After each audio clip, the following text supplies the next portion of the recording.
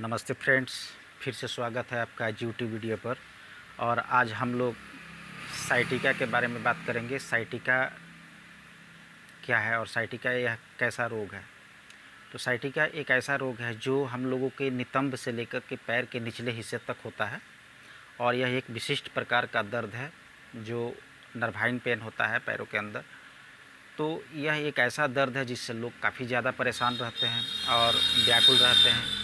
तो इस स्थिति में हम लोगों को क्या करना चाहिए? इस स्थिति में हम लोगों को क्या करना चाहिए?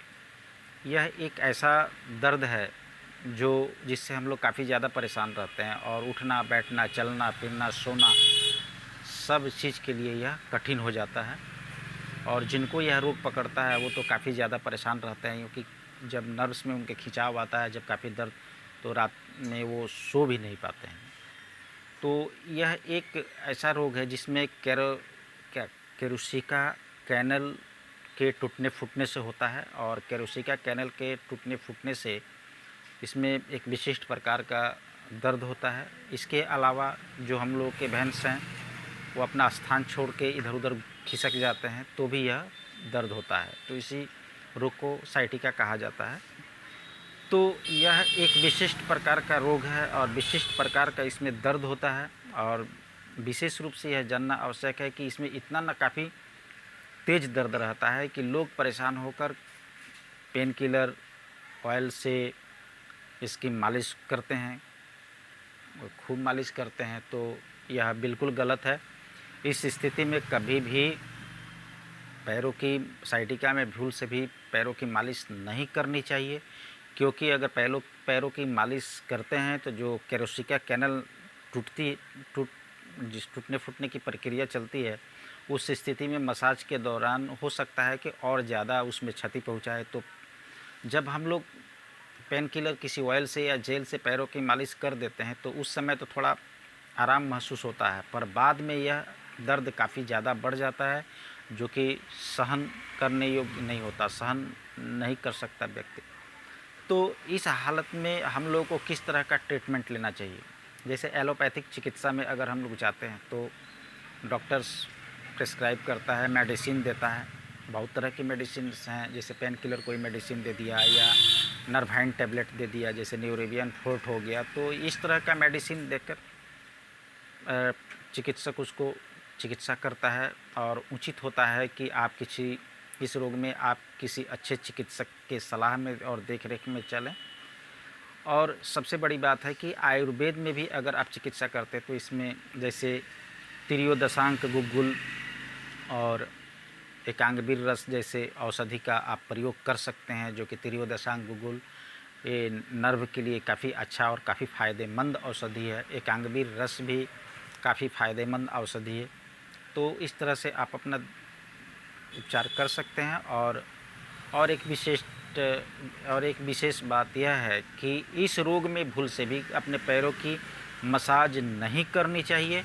और उस स्थिति में आप एक काम कर सकते हैं, हल्का सुसुम गर्म पानी करके अपने नितंब से लेके पैर के निचले हिस्से तक उसे धो सकते हैं।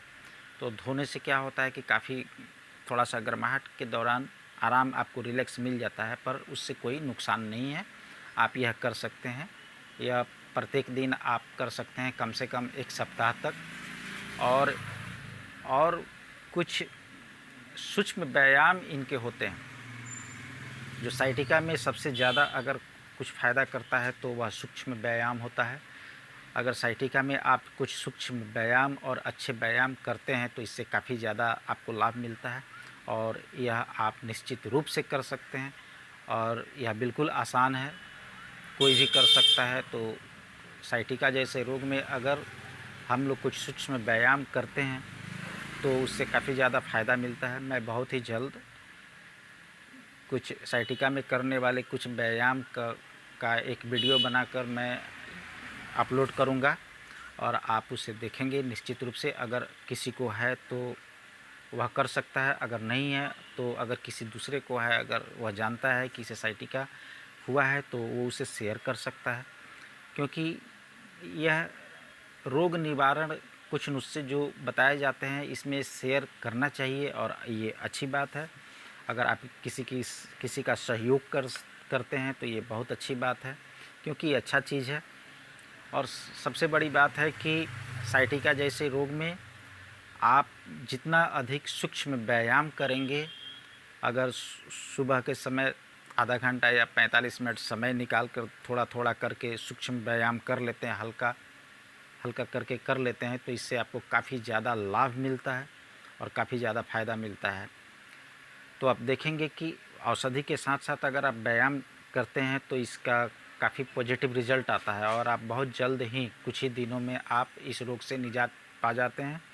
और आपकी केरोसिका कैनल जो अगर टूटी फूटी रहती है तो धीरे धीरे उसका घाव भरना शुरू हो जाता है।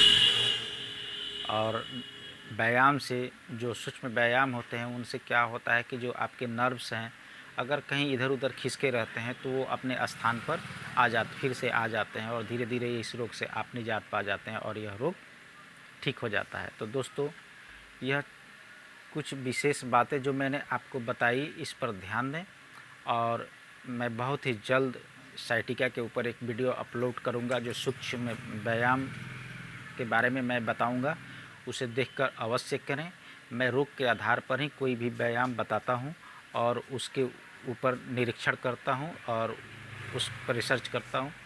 और यह विशेष रूप से देखा गया है कि जितने भी पेशेंट्स के ऊपर मैंने इसको अलाउ किया है उस पर काफ़ी अच्छा पॉजिटिव रिज़ल्ट आया है। और लगभग सैकड़ों ऐसे साइटिका के पेशेंट्स और पैरालिसिस के पेशेंट्स को मैंने डील किया और काफ़ी पॉजिटिव रिज़ल्ट देखा और काफ़ी अच्छा रिज़ल्ट देखा है।